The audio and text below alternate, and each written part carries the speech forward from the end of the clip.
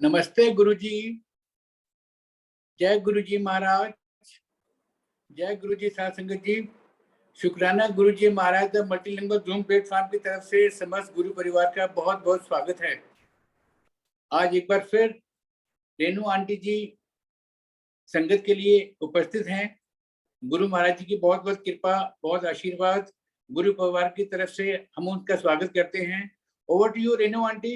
जय गुरु जी। Aunty unmute कर लीजिए अपने आप को प्लीज। जय गुरु जी। जय गुरु जी। सुरेश अंकल, जय गुरु जी। आपको जय गुरु। मेरी आवाज सुनाई दे रही है? हाँ, you are audible aunty. Aunty video खोल सकती है? जय गुरु जी। वीडियो में दिखाऊं क्या? जय गुरु जी आंटी, जो आपको गुरु जी भाव दें। जय गुरु जी। जय गुरु जी। शुक्राना गुरु जी मुझे दोबारा बुलाने के लिए ये मल्टी लैंग्वेज प्लेटफॉर्म पे। ऐसा है संगत जी, आपको बहुत बहुत नमन। मेरे गुरु महाराज को बहुत बहुत प्यार और मेरी नमस्ते। जय गुरु जी महाराज। आज मैं जो भी सत्संग करूं उसमें आप मेरा साथ दीजिएगा। हम जब भी सत्संग करते हैं तो हमें समझ नहीं आ। रेणु आंटी, हाँ जय जी। गुरु जी। आंटी एक आपसे रिक्वेस्ट है कि आज का जो आप संगत पेश करेंगी उससे पहले एक लाइन का एक गुरु जी का वचन है, शुक्राना गुरु जी का वचन। वो गुरु जी ने किसी संगत को इन जनरल पाठ के ऊपर बोला हुआ है कि पाठ में इतनी शक्ति है कि ये पाठ सब कुछ कर सकता है। पाठ इतना पावरफुल है कि सब कुछ सीख कर सकता है। इसके बारे में प्लीज व्याख्या करके आप संगत शुरू करें प्लीज। जय गुरु जी। जय गुरु जी सुरेश अंकल। एक्चुअली मैं इस पाठ को क्या समझूं, ये जो गुरुजी ने बोला है कि पाठ करने से सब कुछ ठीक आता है, तो मैं अपने दिल से ऐसा सोचती हूँ कि गुरुजी को याद करना ही एक पाठ है। गुरुजी को सिमरन करना ही एक याद पाठ है। और सबसे बड़ा पाठ गुरुजी ने जो मंत्र जाप दिया है, मैंने अपनी जिंदगी में जब से मैं गुरुजी से जुड़ी हूँ तब से मैंने इस मंत्र जाप की शक्ति देखी है। क्योंकि गुरुजी खुद इतने शक्तिवान है, महाशिव हैं। वो एक रोशनी बन के इस दुनिया में आए और हमको सबको संगत को इकट्ठा किया, और वो तो मैं बताने वाली हूँ बाद में। पर इस मंत्र जाप की मैं बात कर रही हूँ, उसी को पाठ कहते हैं कि अगर आप ये मुसीबत है तो कोई जरूरी नहीं है कि मंत्र जाप आप किसी को दिखा के करें। मेरी ऐसा है कि आप गुप्त पाठ भी कर सकती हैं। कोई जरूरी नहीं है कि आप अपने घर के मंदिर में बैठ के करें। आप या दिया जला के करें, वो तो और भी अच्छा है, जैसे मैं करती हूँ दोनों टाइम। और कभी भी चलते फिरते भी आप मंत्र जाप कर सकते हैं। कोई बीमार हो जाता है आपकी फैमिली में या गुरु परिवार में, आप उनके पास बैठ के अंदर अंदर मन में भी आप जाप कर सकते हैं। ओम नमः शिवाय, शिव जी सदा सहाय। ओम नमः शिवाय, गुरु जी सदा सहाय। ये एक सिमरन है, यही एक पाठ गुरु जी का है। बाकी तो गुरु जी का आप गुरबानी सुनते हैं, वो भी एक पाठ है। जितना आप गुरबानी गुरु जी को बहुत पसंद थी, पर ये जो गुरु जी का मंत्र है, इसके अंदर संगत जी इतनी शक्ति है। मैंने अपने जीवन काल में गुरु जी से 24 साल हो गए, 24 साल गुरु जी से जुड़े हुए हो गए, और 24 साल ही हो गए होंगे, 99 में जुड़ी थी। तब से मैं ये देख रही हूँ कि दिन पे दिन जैसे गुरु जी के हम क्लोज और आते जा रहे हैं, उतना ही हमें ये मंत्र जाप की शक्ति पता चल रही है। और खुद ये करके देखा है कि जब भी कोई बीमार हुआ मेरी फैमिली में, मंत्र जाप इतनी बड़ी शक्ति है कि आप एक जल कहीं भी रख लेंगे, गुरुजी का नाम लेके, अगर छोटा सा स्वरूप है उसके सामने एक गिलास रख लें, ना हो तांबे का गिलास, शीशे का रखें, स्टील का रखें, गुरुजी ने कोई बंधन नहीं डाला। ही वॉज अ प्रैक्टिकल गुरु। कहते थे मैं प्रैक्टिकल करके दिखाता हूँ। इस मंत्र जाप में इतनी शक्ति है। और गुरुजी कहते थे कोई माला करके कभी ना करना, माला करके कभी ये मंत्र जाप ना करना, क्योंकि वो बोलते थे तो उसका मतलब यही था कि हम कहते हैं अच्छा 108, अरे आज तो मैंने 108 माला कर दी, मंत्र जाप किया, तो मेरे अंदर ईगो आ जाती है कि हाँ मैंने तो पाठ किया। तो ये चाहते थे गुरुजी कि कोई ईगो ना आए किसी भी भक्त को, संगत को, और आप उसके उसका मंत्र जाप में बहुत शक्ति है। संगत जी, मैं तो ऐसा ही सोचती हूँ। जय गुरु जी आंटी, बहुत सुंदर तरीके से आपने विवेचन की है। प्लीज अपनी संगत शुरू करें। जय गुरु जी। जय गुरु जी, संगत जी। जय गुरु जी। मेरे गुरु जी महाराज, आज बहुत ही अच्छा तृतीया का दिन है, बहुत शुभ होता है। मुझे नहीं मालूम है कौन सी माता हैं ये, क्योंकि हम जब से गुरु जी से मैं जुड़ी हूँ, मैं तो अपनी बात करती हूँ कि मुझे गुरु जी के सिवाय और कोई नजर नहीं आता। मैं ये नहीं कहती कि भगवान को नहीं मानते, भगवान सब मेरे महाशिव के, ब्रह्मांड के जो मालिक हैं मेरे गुरु जी, इसके बाद सब हैं, चाहे वो माता रानी हो, उनकी बेटियां हो, चाहे हनुमान जी हो, चाहे वो शिव जी हो, चाहे वो ब्रह्मा विष्णु हो महेश, सारे मेरे ब्रह्मांड में जो महाशिव जो जन्म लेके आए हैं वो है। सो मेरा सत्संग तो आपने सुन ही लिया होगा, पर मैं थोड़ा सा, मेरे को आज गुरुजी सुबह से कह रहे हैं कि कुछ, मैं हमेशा कहते थे कि जब आप मिले हो, जुड़े हो, तो छोटी सी बातें आप करिए, इसके बाद आपके पास जो जो आपके एक्सपीरियंस हुए हैं उसी को सत्संग कहते हैं। जो गुरुजी के टाइम तक 2099 से 2007 तक हम उनके साथ रहे, चरणों में रहे, उसके लिए बहुत बहुत शुक्राना गुरुजी का। और जो परिवार छोड़ गए, जो मंदिर बना गए, उसका शुक्राना। मैं सिर्फ थोड़ी सी महिमा गुरुजी की बताना चाहती हूँ कि गुरुजी कौन है। गुरुजी ने मलेरकोटला के एक डुगरी गांव में जन्म लिया 1954 में। जब उनका जन्म हुआ तो बहुत सारे स्नेक थे उनके माताजी के कमरे में, और दिव्य रोशनी आई तो माताजी को पता चल गया कि कुछ ना कुछ तो, कोई, किसी ने जन्म लिया है तो कोई ना कोई एक शक्ति है। सो हमारे जितने भी पुराने लोग, जो भी पुरानी संगत है, वो जो बताती है कि कैसे हुए, तो ये जो गुरुजी हैं, जो नई संगत को तो सब मालूम है, सब किताबें पढ़ी हुई हैं, पर मेरा दिल कर रहा है कि आज मैं बोलूं कि गुरुजी हैं क्या, जिन्होंने हमारे इस जीवन में इतनी खुशियां डाल दी जब से जुड़े हैं। सारी संगत में इतना प्यार, इतनी सौखा, जो पंजाबी में कहते हैं, जिंदगी सौखी कर दी है। सौखी मतलब किसी से डर नहीं, कोई कोरोना से डर नहीं, और इतनी कृपा गुरुजी की है कि हम अपनी जिंदगी भर तक अपने गुरु के सिवा और कोई हमें नजर नहीं आता। वो पूर्ण गुरु हैं, वो महाशिव हैं। जब जन्म लिया तो वो गुरुजी, उसमें भी लिखा है शिव पुराण में, कभी कभी गुरुजी कहा करते थे कि शिव पुराण पढ़ा करो। कभी को वो किसी को बोलते थे, किसी को नहीं बोलते थे। मुझे उन्होंने नहीं कहा कि तुम शिव पुराण पढ़ा करो। शायद उनको मालूम होगा कि मैं पहले पढ़ चुकी हूँ, क्योंकि मैं शुरू से ही, मेरे फैमिली में शिव भक्त रहे, और मैं भी एक शिव भक्त रही छोटी सी उम्र से। तो गुरुजी एक दिव्य प्रकाश है, और हमको ये पृथ्वी पे जो आए हैं, गुरुजी ने जन्म लिया, वो हमारे को एक रोशनी बन के मानवता को आशीर्वाद देने और ज्ञान देने के लिए उन्होंने जन्म लिया। बचपन से ही वो ऐसे आध्यात्मिक थे कि कोई भी संत आते थे तो वहां उनके पास जाके बैठ जाते थे। स्कूल जरूर जाते थे, एमए भी किया 2 सब्जेक्ट्स में। वो एक करना था। आपने भी सुना होगा कि वो अपने स्कूल में पेन में स्याही भर देते थे, और प्रिंसिपल को भी पता चल गया कि ये कोई शक्ति है, छोटा बच्चा, ये कोई ना कोई बड़ा इंसान है, कोई धरती पे कोई अवतार है जरूर। ये तो चीजें पता चली।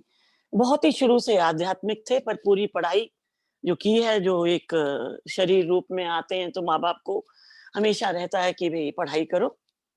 पढ़ाई की बचपन से, और इसके बाद वो जो चिंगारी गुरुजी ने अपनी आध्यात्मिक चिंगारी जो चली, उससे वो दीप जला, टाइम लगा, और गुरुजी का जो दीप जला, उनकी भक्ति का, उनके जो जो जो करते थे शक्ति का, उसकी गंगा ऐसी बही कि सब दूर दूर से लोग आने लगे। क्या चंडीगढ़, क्या पंजाब, इतनी इनकी ख्याति हुई कि लोग जालंधर आ रहे थे, कोई चंडीगढ़ में ही थे शुरू में, पंचकुला में, लोगों को पड़ता रहा उनकी गंगा धुल। गुरुजी कोई उपदेश नहीं देते थे, कोई उनकी रस्म नहीं थी कि कोई रस्में करो, नॉर्मल रहो। नॉर्मल मीन्स कि ये नहीं कि पंडितों के पास जाओ, टैरो कार्ड पे जाओ, ये सब चीज़ों से दूर रहो। मेरे सामने खुद अंगूठियाँ पहनती थीं, बहुत आंटी हैं, मैं नाम नहीं लेना चाहती, उनके सब निकाल दिए, क्या पत्थर पहने हुए हैं, ये और गलत असर करते हैं। सो कोई भी रस्म नहीं उन्होंने की। और जो गुरुजी की जो दिव्य शक्ति उनके अंदर थी, शक्तिशाली हो गए अपने आध्यात्मिक उनके जो जो महाशिव थे, जो हमें पता नहीं चला पहले, पर हमको मालूम था कि ये कोई ना कोई शक्ति है बड़ी।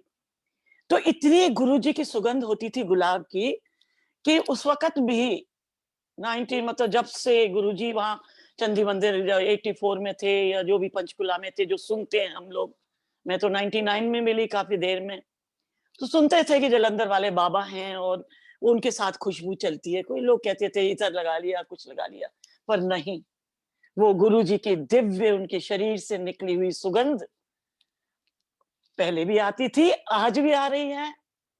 और जभी भी आप भक्ति करते हैं या सिमरन करते हैं या मंत्र जाप करते हैं और गुरुजी जब खुश होते हैं तो आपके पास आते हैं। बहुत लोग कहते हैं कि सुगंध नहीं आ रही, इसका मतलब ये नहीं है कि गुरुजी आपको प्यार नहीं कर रहे या आशीर्वाद नहीं दे रहे। वो कभी-कभी अपनी अपना एहसास दिलाते हैं कि मैं तुम्हारे साथ हूँ, आज भी। तब तो गुरुजी की जब एम्पायर स्टेट में बैठते थे तब तो, और या जालंधर में या ग्रेटर कैलाश में या जहाँ भी किसी के घर जाते थे तो इतनी खुशबू फैलती थी कि सब, यह मंदिर ऐसे हो जाता था जैसे स्वर्ग में होता है। तो उन्होंने जब सबको हम लोगों को इतना ब्लेस किया, किसी की कैंसर ठीक करना, किसी का कुछ करना, गुरुजी जब आए अपने उसमें, लोग बाहर दूर-दूर से आते थे और सारी तकलीफें दूर होने लगी। गुरुजी की ख्याति बढ़ने लगी, पूरे संसार में गुरुजी की ख्याति बढ़ी। और उन्होंने जब 2007 में सबको करके 2007 में जब समाधि ले ली, क्योंकि जो भी हम लोगों ने हमने गुरुजी को इतना परेशान किया कि हम अपनी तकलीफें ले जाते थे, पर ये नहीं मालूम था हमको उस वक़्त कि आज अगर मेरे बेटे को कारगिल की लड़ाई में वो कोमा में था, घायल था, जिंदा नहीं था, मौत के मुँह में था, तो गुरुजी ने उसको उठाया और उसको बुला के ठीक किया। तो सोचो कि गुरुजी ने अपने दिमाग के अंदर जो चोटें हैं, मेरे बेटे की कितनी तकलीफ हुई होगी, मेरे मेरे महाराज को, कितनी तकलीफें से कैंसर ठीक हुआ होगा, कितने लोगों की तकलीफें दूर की। और ये नहीं है कि सब जैसे गुरुजी के पास कोई आ रहे हैं, नई संगति कह रही है, हमारा तो ये नहीं किया, हम तो इतने दिन से जा रहे हैं। ये ना सोचना संगत जी, ये बिल्कुल मत सोचना। गुरुजी जो भी करेंगे वो अपने टाइम से करते हैं, आपके टाइम से नहीं करते। आप एक छोटी चीज़ माँगोगे, वो पता नहीं कितनी बड़ी चीज़ देना चाहते हैं। उनका टाइम है, आज भी था, पहले भी था।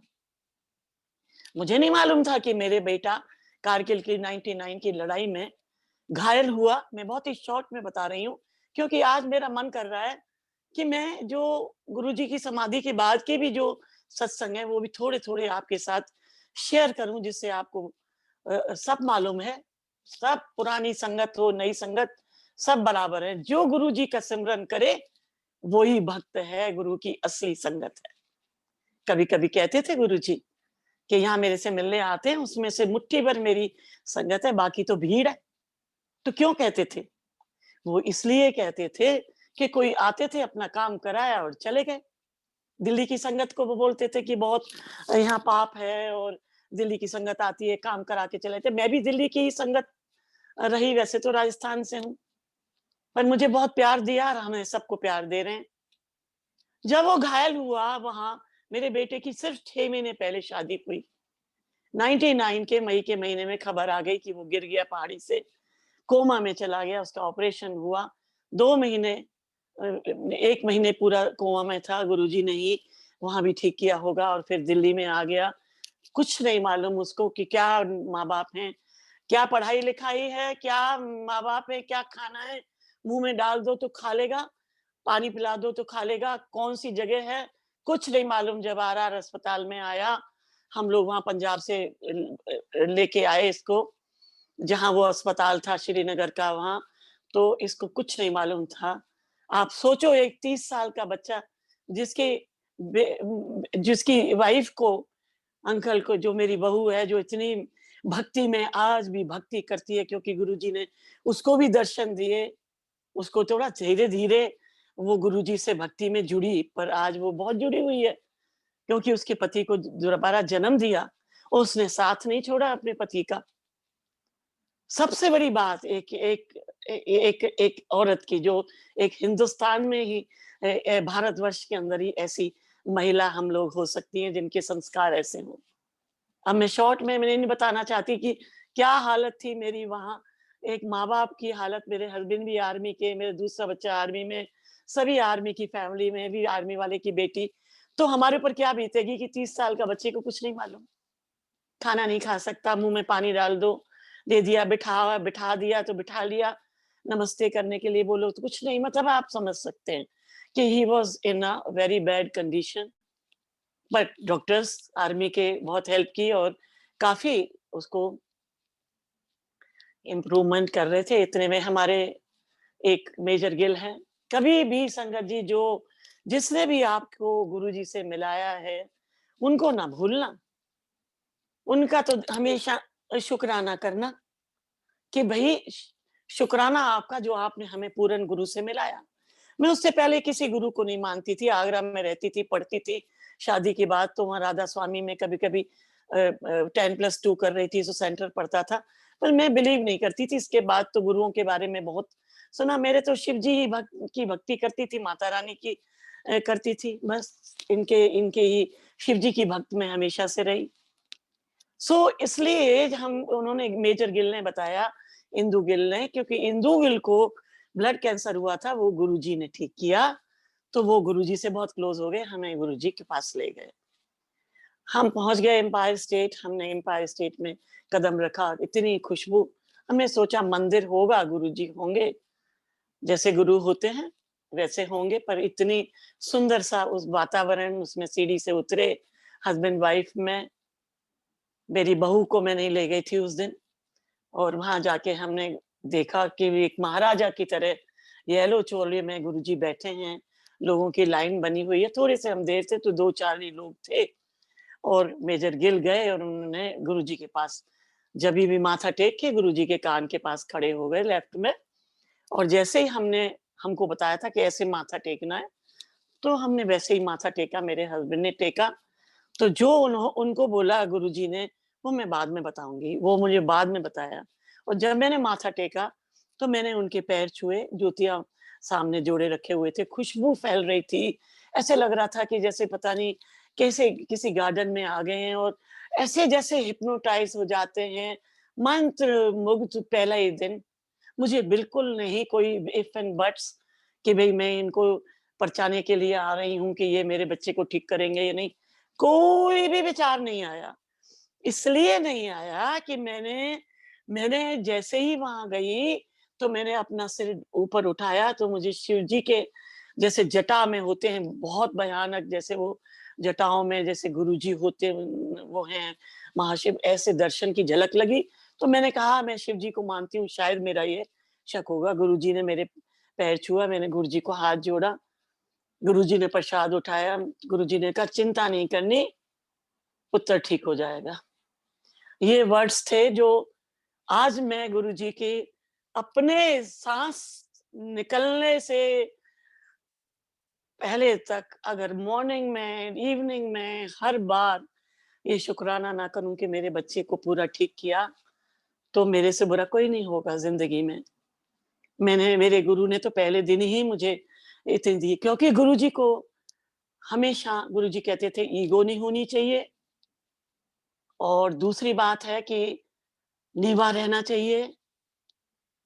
वो हमने आर्मी वालों में, मुझे नहीं मालूम है, हमारे अंदर तो यही भक्ति है कि किसी भी महापुरुष से मिलो तो बिल्कुल ही जरे शरीर जुड़ा। और हम तो इतने दुखी थे कि हमारे बेटे को कोई तो ठीक कर दे। मैं तो इतना खुश हो गई कि मैं आज ऐसी जगह में आ गई हूँ कि मेरा बेटा ठीक हो जाएगा। गुरुजी ने मेरे को एक साइड में बिठा लिया। मेरी थोड़ी बैक में प्रॉब्लम रहती थी। बहुत बड़ा एक्सीडेंट हुआ था बहुत दिन पहले। तो मैंने अपना उधर ही दीवार के साथ जगह थी और गुरुजी ने बिठाया। बहुत बड़ा, इतना बड़ा लड्डू जो मेरे हाथों में नहीं आया, और वो किसी ने बोला कि ये आप बाहर जाके पूरा खाना है, ये प्रसाद है, ये एक तरह का आशीर्वाद है। आप ये खाएँगे, आपका बच्चा क्या, आपका पूरा परिवार ब्लेस हो जाएगा, ऐसा उन लोगों ने बोला। मेरे पति, मेरे अंकल, कर्नल अंकल और मैं बाहर जाके हमने वो पूरा प्रसाद खाया, हाथ धोए, फिर आगे बैठे, हमें चाय प्रसाद मिला और हमको थोड़ी देर में कोई भीड़-भाड़, हम गुरुजी को देखते रहे। गुरुजी अपनी तिरछी नज़र से कभी हमें देखते थे, कभी और आगे देखते थे। बस ऐसे मंत्रमुग्ध हो गए कि बस जम गए।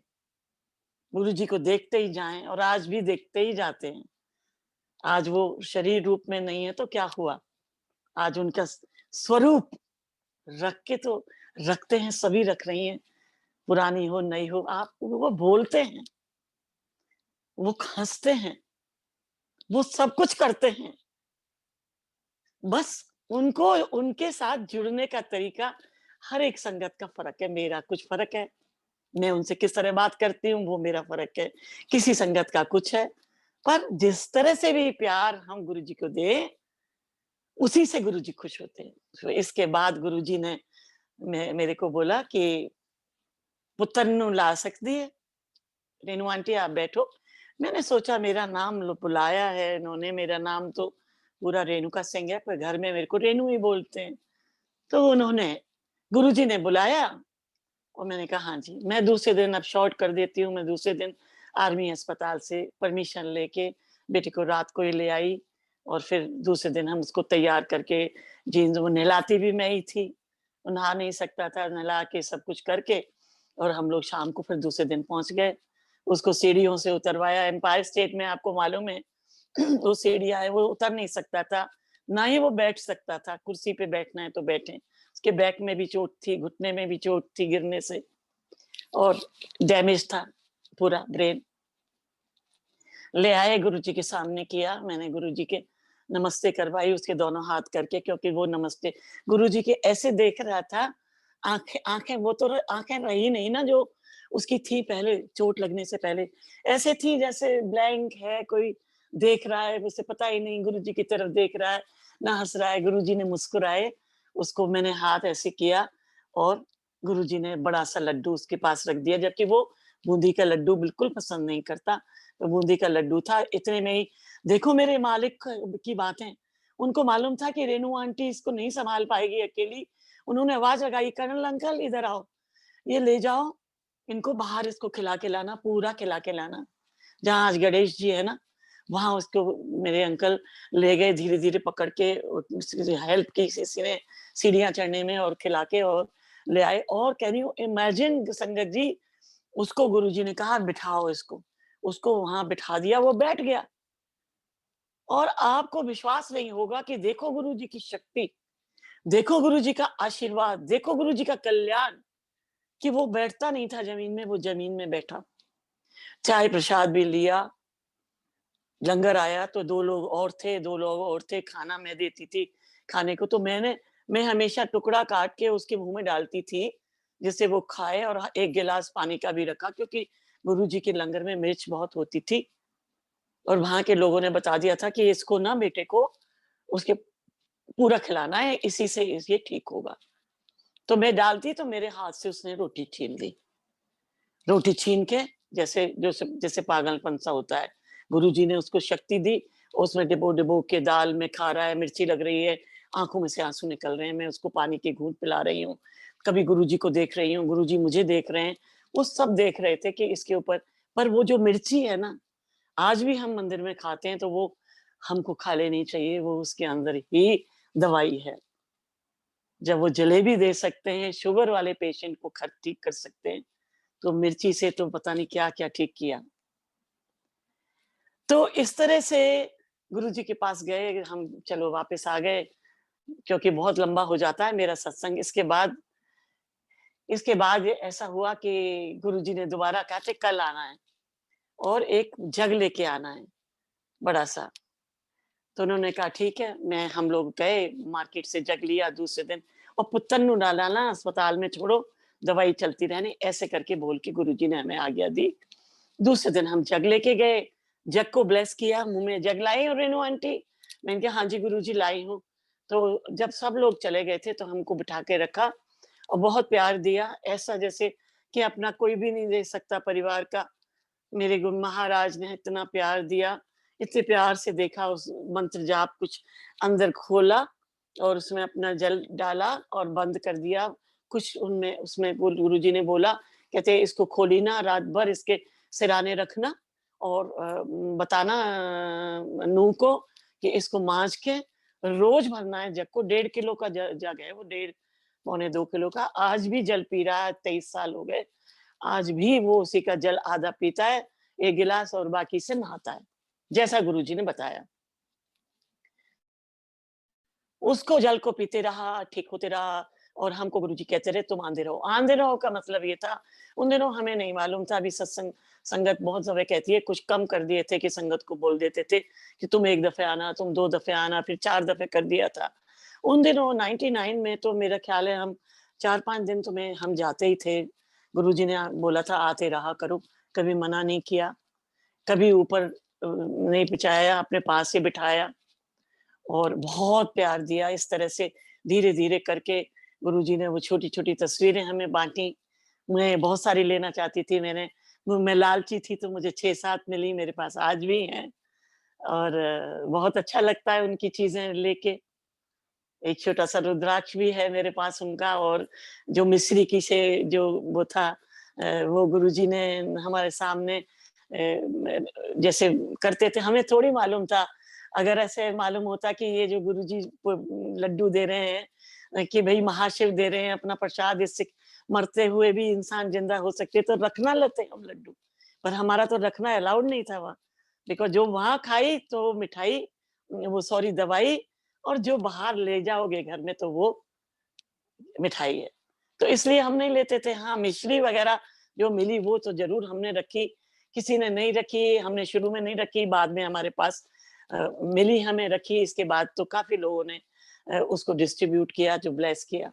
इस तरह कहानी चलती रही। गुरुजी ने एक और मुझे मैं सत्संग किया था पटियाला हाउस का, कि कहते थे थर्सडे को आना, तो मेरा पटियाला हाउस का एक केस था। तो कहते हैं मैं नहीं आ पाई, फिर मैंने पटियाला हाउस का केस गुरुजी ने वो खत्म किया। तो गुरुजी ने मुझे बिठाया और तब तक बेटा ठीक नहीं हुआ था, ठीक धीरे-धीरे ठीक हो रहा था, और वो केस को रफा-दफा किया। कितने 8 साल से हम लोगों पे केस था। मैं यूनियन लीडर थी, अशोका होटल में काम करती थी। तो गरीबों के लिए तो मैं हमेशा से सोशल वर्क करती थी कि किसी की भी हेल्प करनी है। तो उनको तनख्वाह कम मिलती थी तो उसके लिए हम लड़ते थे। यूनियन में रहते, ऐसे हमने हड़ताल कर दी थी। तो फिर गुरुजी ने वो केस को रफा-दफा उसी दिन करा दिया।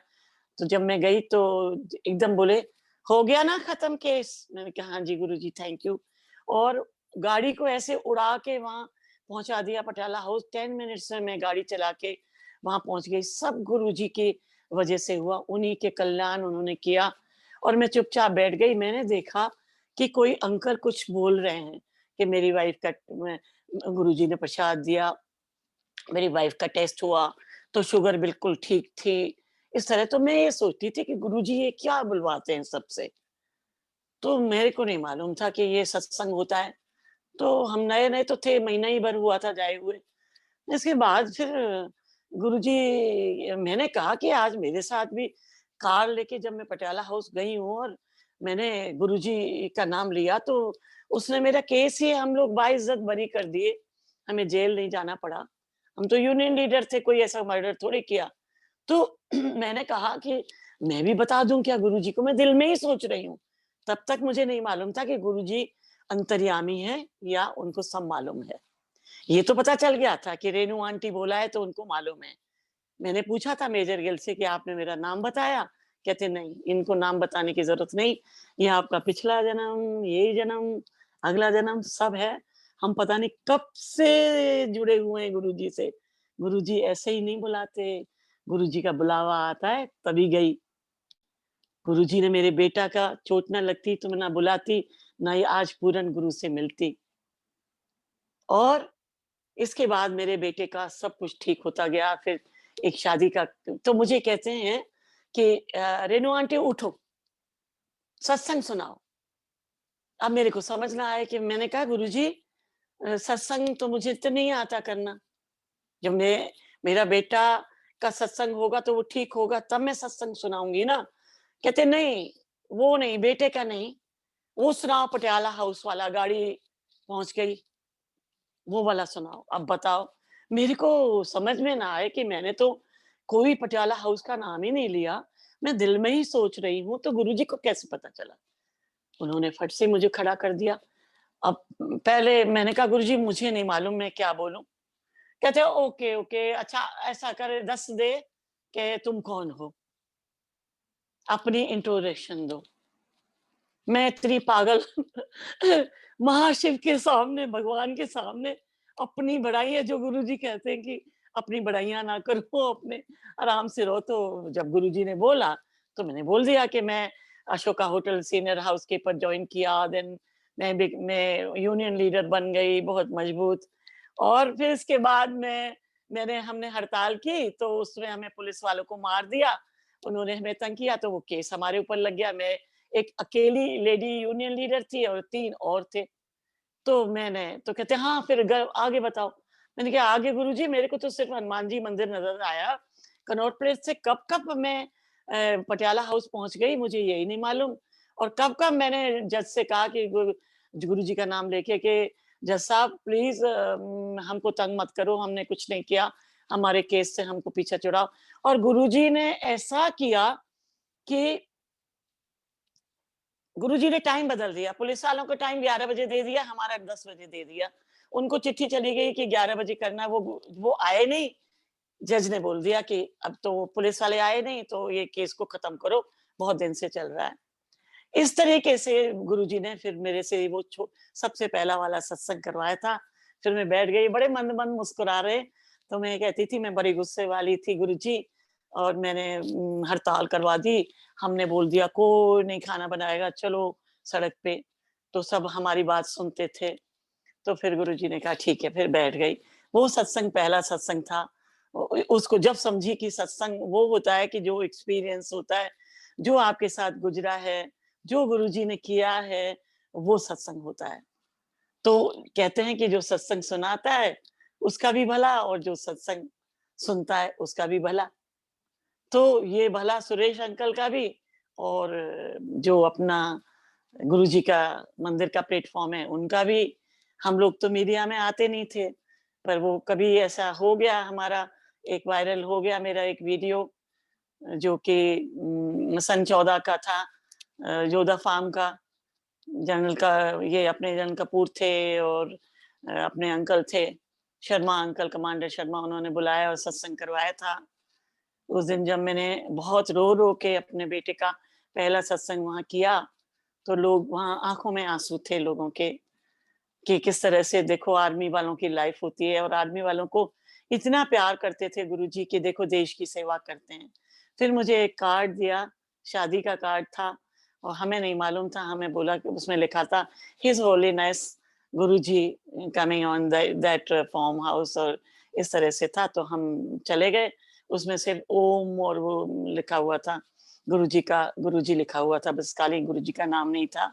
हम फार्म हाउस पे पहुंच गए, हस्बैंड वाइफ। मेरे हस्बैंड एक कुर्ता पजामा पहन के गए, शायद गुरुजी की आज्ञा होगी कि उनकी ईगो ठीक करनी है। तो मैंने बहुत मना किया। जैसे ही मैं उतरे तो हमने देखा बहुत बड़े लोगों की शादी है। मेरा सूट वगैरह तो ठीक ही था, तो मैंने कहा कोई बात नहीं। तो वहाँ पहुँचे गुरुजी के पास, तो गुरुजी ने दूर से ही बोला देखो आ गई रेणु आंटी, ये अशोका की मालकिन है, बड़ा काम कर दिया। मैंने कहा गुरुजी मालकिन नहीं हूँ, मैं तो मैनेजर हूँ, वो भी नंबर 2। मेरे मुँह से निकल गया। गुरुजी कहते हैं नंबर 2, काम तो बहुत कर दिया, इधर तो बोलो तो 7 फ्लोर पे सुनते, और सबसे मेरी तारीफ कर रहे हैं। मैं बड़ी खुश हुई। मैंने कहा अरे गुरुजी, तो मैंने कहा नहीं गुरुजी, मैं तो सर नंबर 2 हूँ, नंबर 1 का मेरा पता नहीं कब चांस आएगा। कहते हैं 1 महीने में बना देंगे। वो भी एक सत्संग है कि वो मैं अगले बार करूँगी, कि मुझे 1 महीने के अंदर ही प्रमोशन कर दिया। जो मेरे ऊपर सीनियर थी उसको फ्रंट ऑफिस मैनेजर बना दिया। मेरे को हाउसकीपिंग की head of the department, hotel operation कहते हैं मैनेजर। मैं जब तक मैनेजर बन गई थी, मैं हाउसकीपर नहीं थी। I became manager, I did my hotel management. ITDC से गुरुजी ने सब कराया, तो वो मैनेजर बन के सम्राट होटल में पोस्ट हो गई। तो इस तरह से जब मैं गुरुजी के पास पहुंची तो गुरुजी ने बोला, मैंने कुर्ते पजामे बुलाया, कर्नल के अंदर बहुत ईगो है, तुम नहीं है, तुम्हारे अंदर ईगो नहीं है, वो बुढ़ापे में बहुत तंग करेगा। तो अभी अंकल काफी एज हो गई है, 88 के हैं मेरे से। मैं उनसे 10-11 छोटी। पहले उम्र में जल्दी शादी कर देते, बाद में पढ़ाई की, सब किया, सब कुछ अपने पैरों पे खुद ही किया। मेरे हस्बैंड ने मेरा साथ दिया, और हो सकता है गुरुजी तभी से ही जानते हो मुझे। इसके बाद शादी में ले गए, हमें खिलाया-पिलाया। अंकल को बोला कि जाओ ड्रिंक ले लो, आंटी से तुम बार-बार कहते आ रहे हो मेरे ड्रिंक का टाइम है, तो अंकल ने ड्रिंक भी ली। मतलब अगर ले जाते थे कहीं भी, चाहे जालंधर ले जाएँ, चंडीगढ़ किसी की शादी में ले जाएँ, तो ऐसे रखते थे जैसे कि अपनी कोई बड़े दादा-दादी हमें ले जा रहे हैं पुराने, और हमारा ख्याल रख रहे हैं, खाना खाया कि नहीं खाया। मैंने उस दिन नॉन-वेज नहीं खाया था, क्योंकि मेरे दिल से ऐसी हूक हो रही थी कि आज गुरुजी मेरे आज यहाँ बैठेंगे, तो मैं उनके चरण सेवा करूँगी। तो गुरुजी ने, वहाँ डांस हो रहा था, तो गुरुजी ने अपना आसन बाहर लॉन में रखवा दिया, डांस हो रहा था बहुत कस के। ये दिसंबर 26 तारीख 99 की बात है, ये शादी थी। तो इसके बाद गुरुजी के जैसे ही बाहर आए तो मैं गुरुजी के साथ-साथ थी, और लेफ्ट साइड में बैठ के मैंने गुरुजी के पैर दबाने शुरू कर दिए। मैंने नहीं पूछा, और गुरुजी ने मुझे मना नहीं किया। गुरुजी को म्यूज़िक का बहुत शौक था, बड़े-बड़े बहुत सारे बीच में नए-नए तरह के भांगड़ा वाले और बड़े-बड़े पंजाबी गाने, गुरुजी अपने हाथ चुटकियाँ बजा-बजा के, और बहुत एन्जॉय करते थे गुरुजी, बहुत ज़्यादा। तो गुरुजी एन्जॉय कर रहे थे, बीच में जब म्यूज़िक सिस्टम उनका रुका, दूसरी पार्टी आती है, चाय-वाय पीती है, तो थोड़ा शांत हुआ, तो गुरुजी ने मुझे कहा कि रेणु आंटी फैमिली क्या चाहती है? तो मेरे को समझ नहीं आई, मैं भी मूर्ख। मैंने कहा क्या, किस बारे में गुरुजी? कहते पुत्र के बारे में, कि क्या चाहती है वो? मैंने कहा गुरुजी वो तो ये चाहते हैं कि ये ठीक हो जाए, तो नौकरी करे। गुरुजी थोड़ी देर चुप हो गए। इसके बाद फिर थोड़ी देर में कहते हैं अ, तो यूनिफ़ॉर्म पहनानी है ना? देखो, मैं ये नहीं बोल पाई जो मेरा गुरु ने बोला। यूनिफ़ॉर्म पहनाना मीन्स कि ड्यूटी करेगा। तो गुरुजी ने कहा जाओ कल्याण किता, वो ज़रूर यूनिफ़ॉर्म पहनेगा। मैंने कहा गुरुजी अभी कितना ठीक है? ऐसे पूछा। तो मैंने कहा गुरुजी उसकी याददाश्त आ गई है, हमें पहचानता है, और अंकल उसको पढ़ाते हैं, तो काफ़ी कुछ पढ़ लेता है, और काफ़ी एजुकेशन भी आ गई है, काफ़ी अपने आप नहा लेता है। आपकी कृपा है, वो जल पी के बहुत असर है, अभी घर में भी आ गया है, और घर में ही उसको मेडिकल छुट्टी दी है। कहते हैं उसकी दवाई चलते रहने दो, तुम आंदे रहो, मैंने कल्याण कितना है, और वो 2000। मैंने कहा गुरुजी वो कब जॉइन करेगा? इतना टाइम था वहाँ के गुरुजी से बात कर सकती थी। तो गुरुजी से कहने लगे कि चिंता ना करो, 2 मुंडे भी दित्ते, और रिटायरमेंट तक नौकरी करेगा। गुरुजी को ये चिंता थी कि ये पूछ रही है तो इसका शक निकाल दूँ। मेरे गुरु ने मुझे समझा दिया कि ये रिटायर तक नौकरी करेगा, इसका मतलब है बिल्कुल ठीक हो जाएगा दिमाग, एकदम रिपेयर हो जाएगा। और 2000 आने वाला है 1 महीने के बाद, 1 तारीख को वो ड्यूटी जॉइन करेगा दिल्ली में, फिर वो चला जाएगा अपनी ड्यूटी पे। ये गुरुजी के वर्ड्स थे। मैं कहती हूँ मैं तो धन्य हो गई, मैं धन्य हो गई, और गुरुजी कहते हैं 2 मुंडे भी दित्ते। अब मेरे को समझ में नहीं आया, मैंने जनरल कपूर से पूछा, गुरुजी ने ऐसे बोले, कहते हैं गुरुजी ने तुम्हें समझाया है कि बेटा को तो इतना ठीक कर दूँगा कि 2 बच्चे भी होंगे, मुंडे भी होंगे। अब भगवान की दया हुई कि 2000 की 1 तारीख को लेटर आ गया, और वो यहीं की एक रेजिमेंट है आर्मी की, उसमें वो जॉइन करने के लिए बोला। जाता था, मेरे हस्बैंड ले जाते थे, ये क्लब में बैठते थे, उसको फिर ड्यूटी से वापस ले आते थे, थोड़ा बहुत घूम लेता था, थोड़ा उसको नींद आ जाती थी दवाई से। धीरे-धीरे करके 2-3 महीने यहाँ ड्यूटी करता रहा, ठीक होता रहा। इसी तरह हम जाते रहे, मेरी बहू भी जाती रही, उनको भी अच्छे-अच्छे से स्वरूप दिए, कभी बड़ा दे देते थे, कभी छोटा दे देते थे, बड़ा लंगर करते थे, बड़ा आनंद आता था गुरुजी के चरणों में, इतना अच्छा लगता था। और बेटा अपना ड्यूटी पे चला गया और मैं बड़ी खुश हुई। गुरुजी ने पूछा 2 तारीख को गई जनवरी को कि हो गया ड्यूटी? मैंने कहा हाँ जी गुरुजी आपकी बहुत-बहुत मेहरबानी है। मैं उनके चरण छू लिए और मैंने उनकी जूतियाँ, बहुत लोग कहते थे कि जो मेरे को पुराने किसी ने बताया कि जूतियों को चाट लो, तो चाटोगे ना जीभ से तो और किस करोगे तो आपका बेटा जल्दी ठीक होगा। इन जूतियों के अंदर बहुत कोई शक्ति है, जो मतलब जोड़े जो थे। तो मैंने कहा 2-3 दफ़ा जब भी जाई करी, फिर गुरुजी मोजे-वोजे पहने रहते थे गुरुजी के पैर करके, और हमने इतना गुरुजी ने प्यार दिया, इतना मज़े कराए, इतनी ऐश कराई।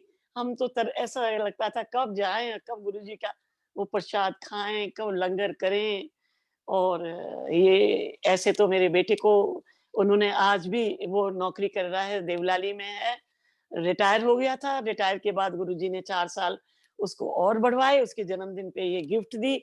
मैं यहाँ मैं मंदिर जाप कर रही हूँ। मैंने कहा गुरुजी आज 30 अक्टूबर है, उस 30 दिसंबर है, वो रिटायर हो रहा है। बहुत लोगों का है कि उसको 4 साल उसको और एक्सटेंशन मिल जाए, तो गुरुजी ने उसको एक्सटेंशन दिला के देवलाली इतना अच्छा जगह भेजा, त्र्यंबकेश्वर मंदिर। नहीं तो वो सोच रहा था लखनऊ जाऊँ कि जयपुर जाऊँ कि दिल्ली आऊँ, कहाँ करूँ? सबसे रिक्वेस्ट कर रहा था।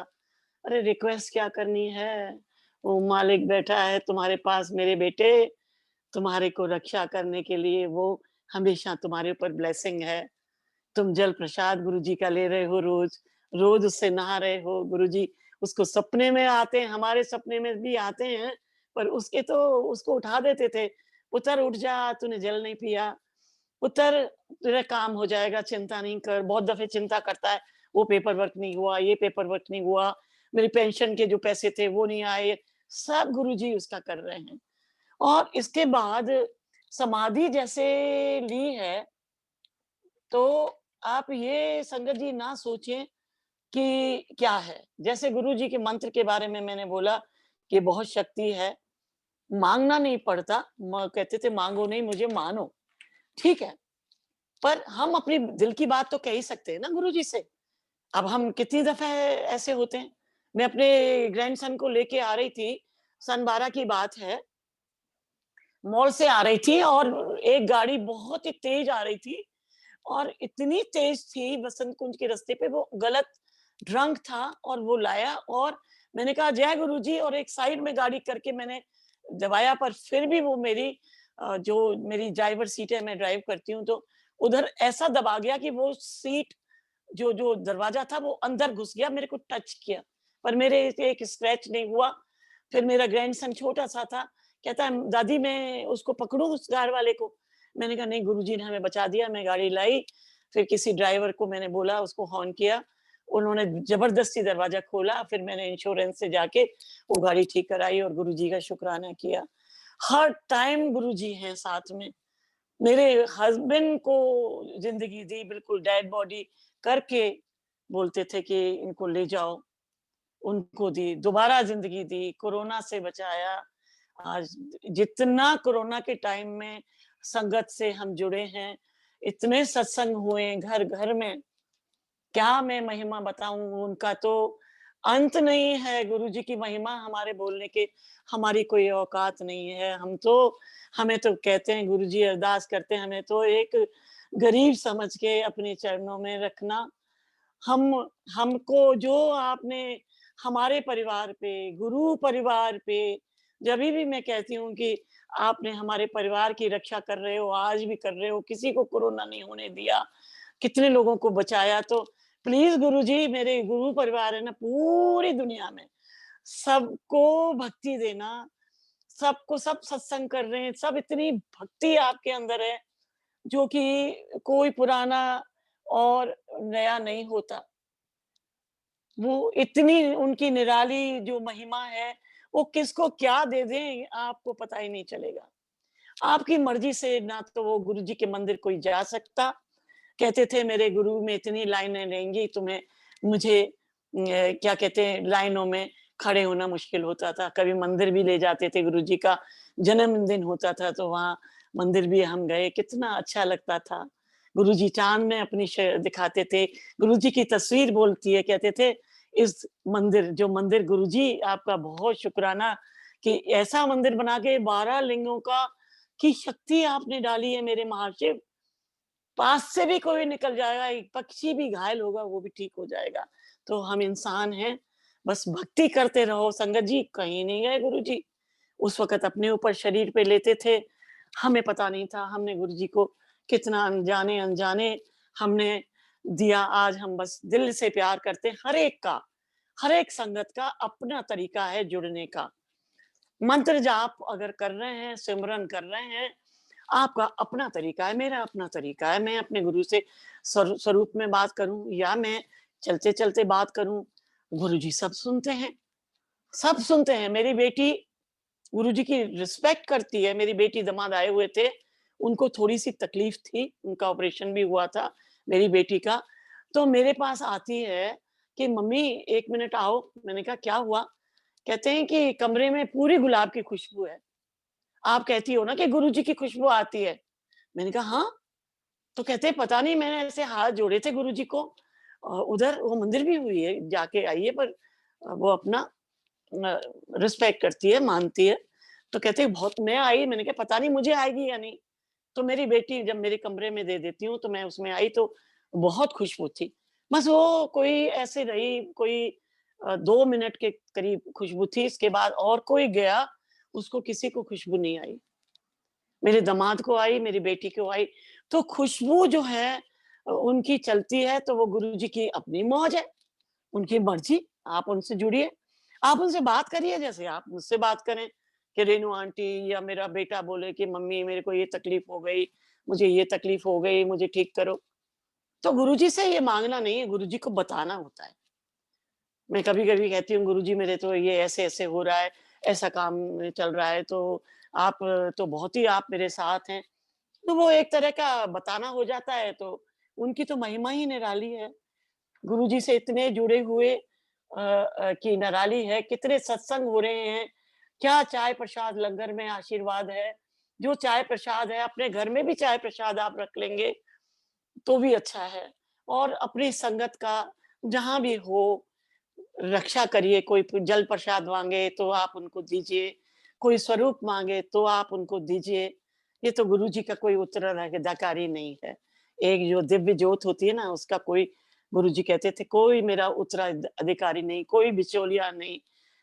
और अब देखिए धीरे-धीरे करोड़ों में संगत है, करोड़ों टाइम में सत्संग हो रहे हैं। ये क्या है? ये मेरे भगवान की शक्ति है, ये मेरे साक्षात शिव जी हैं। और आज सुरेश अंकल आपका धन्यवाद करती हूँ कि मैंने महिमा पता नहीं मैंने क्या बोला, क्या नहीं बोला, मुझे संगत जी कुछ नहीं मालूम। ना मैं लिखती हूँ, ना पढ़ती हूँ, थोड़ी नर्वस हो जाती हूँ कि भई मैं क्या बोलूँगी, पर गुरुजी जो बुलवाते हैं, ये उनकी मौज है। हमको तो गुरुजी ने ऐसा रख रखा है कि हमको किसी पार्टी से इससे दिक्कत नहीं, खुशियाँ ही खुशियाँ भर दी हैं। ऐसे गुरुजी जैसे मेरे परिवार पे खुशियाँ जिन सारे हिंदुस्तान की संगत पे, इसी तरह पूरे परिवार पे, जो संगत सुन रही है, मेरे से कोई गलती हो गई हो गुरुजी माफ़ करना। मेरे प्यारे गुरुजी मेरा बहुत-बहुत प्रणाम एंड इतना शुकराना कि मैं पल-पल एक-एक पल भी शुकराना करूँ वो भी कम है। मैं आपके चरणों की दासी बन के रहूँ, मैं नेवी होके रहूँ, किसी का बुरा ना करूँ। बस यही शक्ति देना, बस अपनी ज़िंदगी में अपने चरणों में ही लेना और इसी तरह से मेरी भक्ति को कबूल करिए। सारी संगत को, सारे संगत जो सुन रही है, वो जो नहीं भी सुन रही है, सबके परिवारों में खुशियाँ, ये कोई बीमारियाँ ना देना, सबको भक्ति देना। जय जय गुरुजी, धन धन गुरुजी, लव यू गुरुजी, शुकराना गुरुजी। जय गुरुजी। रेणु आंटी आपका ज जय संगत गुरुजी अंकल। आपने बहुत सुंदर तरीके से संगत शेयरिंग की है। गुरु परिवार निहाल हो गया। Over to you Jyotsna aunty.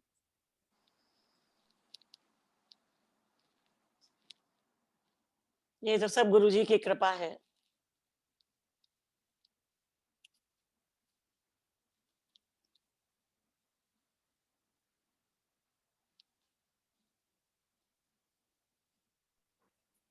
Over to you Jyotsna aunty.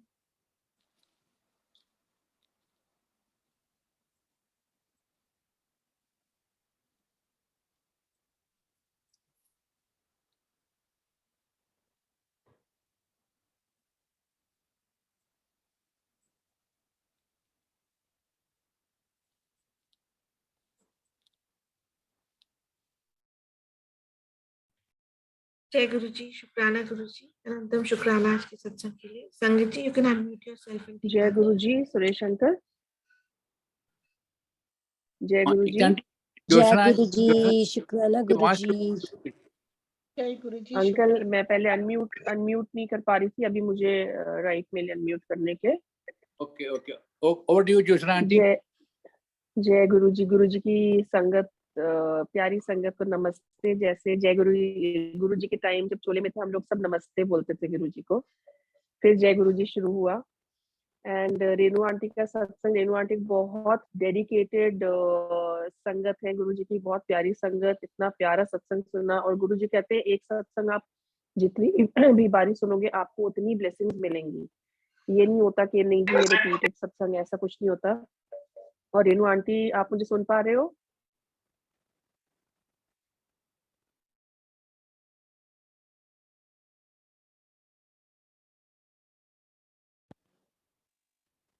हाँ जी अंकल, सुन पा रहे हैं आप? You are audible, Jyotsna aunty. I think Renu aunty is हाँ जी। not able to hear you. Okay, एक सेकेंड मैं सुन अंकल। रही हूँ, मैं सुन रही हूँ, अच्छा अच्छा। अच्छा, मैं सुन आपने रही हाँ हूँ। तो आपकी और जो आंटी आपने वचन बोला कि गुरु जी का पाठ करना, उनका सिमरन करना ही सबसे, आई मीन गुरु जी का सिमरन करना ही सबसे बड़ा पाठ है। You are actually right aunty. हम गुरु जी, हमने सिर्फ उनका सिमरन करना है, उनको याद करना है। और वो ये नहीं कहते कि आप घंटों मेरे सामने बैठो, बस उनसे बात करनी है, डायरेक्ट कनेक्शन रखना है। And that is a biggest part.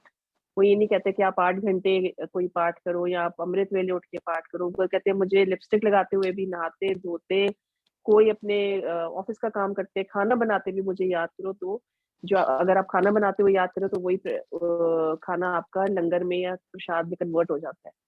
So what a beautiful सत्संग यू नरेटेड आंटी। और आपने कई चीजें इतनी यू नो इंसाइटफुल चीजें बताई हैं जो बहुत महत्व रखती हैं कि हमें कैसे गुरु जी की मर्यादा में रह के उनकी आज्ञा का पालन करना चाहिए। गुरु जी ने कभी कोई सरमन नहीं दिए, कभी कोई यू नो मतलब प्रीचिंग नहीं की, बट गुरु जी हमेशा कहते थे कि मेरे नाल डायरेक्ट कनेक्शन रखो एंड सिंपलिसिटी विच रहो एंड अपनी ईगो जुतिया नाल बाहर कट के आओ। सो आई थिंक हम सबको ये फॉलो करना चाहिए। एंड बहुत प्यारा सत्संग था। एंड आप रेणु आंटी जब भी सत्संग सुनाते हो, आपको एम्पायर स्टेट का जो माहौल बताते हो, it takes us to those days you know, कि कैसे गुरुजी ने आपसे बात की होगी, इतना इतना कल्याण किया। वो एक शब्द चलता था गुरुजी के टाइम में, हर चरण कमल की टेक, उसकी एक लाइन थी, हर अमृत परे भंडार सब किश है, इनके घर में सब कुछ है। His nectar is overflowing with treasures. Treasures के मतलब ये नहीं है कि with some wealth or something, but treasure of his blessings. And ये हमारे पिता समान, हमारे गुरु जो हमारे माता, जो कहते हैं ना तू मेरा माता तू मेरा पिता, इनके घर में सब कुछ है, हमें वो ब्लेसिंग्स बटोरनी आनी चाहिए। And this is how I would just you know like to and my thanks giving to Renu aunty. Thank you so much aunty, हमें आपके सत्संग के थ्रू इतनी सारी ब्लेसिंग्स मिली हैं। You are a very blessed संगत एंड गुरु जी bless you in thank abundance. You. सब ज्योत्सना, ये सब गुरु जी की ही बुलवाते हैं, जो भी बुलवाते हैं। हम लोगों की क्या औकात है, हम तो बस गुरु जी की महिमा गाते रहे और संगत इतनी प्यारी है वो सुनती रहे। और ब्लेस, क्या पता किस किस सत्संग में किसको क्या चीज गुरु जी की मिल जाए। बिल्कुल, आज एक्चुअली बहुत ब्लेस्ड डे लग रहा है। सारी दिन ब्लेस होते हैं जब हम उठ के गुरु जी का स्वरूप देखते हैं, उनको याद करते हैं। बट आज मैं एक सत्संग अटेंड करके आई हूँ जहाँ गुरु जी के टाइम की 2-2 संगत आई हुई थी। एंड उन्होंने इतने प्यारे प्यारे अपने एक्सपीरियंस सुनाए इतने गुरुजी के टाइम के, एंड फिर आके मैंने आपका सत्संग सुना। सो आज दोपहर से ही I am feeling so blessed and so nice कि लगातार सत्संग ही सुन रही हूँ। सो इट्स लाइक तर गए जैसे, गुरुजी ने तार दिया आज तो। And Suresh uncle, thank you so much for creating this platform जहाँ पे हम इतने प्यारे प्यारे सत्संग सुन पाते हैं। It's a very very beautiful seva you are doing, and Guruji bless you. Thank you aunty. शुक्राना thank you Guruji Maharaj. Suresh uncle. शुक्राना थैंक यू गुरुजी, रेणु, शुक्राना। महाराज का थैंक हमेशा। यू। ऑल गुरु जी की महिमा है, बस इस तरह सारी संगत को बहुत बहुत प्यार। Over to you Ekta aunty, आगे लेने के लिए। जय गुरु जी। Thank you, Uncle. Thank you, Renu Auntie. Thank you, Josna Auntie. Sangat ji, you can unmute yourself and take. Jai Guru Ji, Shukrana जय Guru Ji. गुरु जी, शुक्राना गुरु जी। जय गुरु जी, जय शुक्राना गुरु जी। तेरा सर बरना भला गुरु का गुरु। कल्याण थैंक करो यू गुरु गुरु जी। जी। हर प्रकार अनंतम अनंतम शुक्राना गुरु जी, शुक्राना गुरु जी। जय गुरु जी, शुक्राना गुरु जी। गुरु जी जोरे वे। जी शुक्राना गुरु जी। जय गुरु जी, शुक्राना गुरु जी। जय गुरु जी, शुक्राना गुरु जी। नमः शिवाय, जय गुरु जी, सदा शुक्राना गुरु जी। गुरु जी सदा गुरु जी, जय गुरु जी।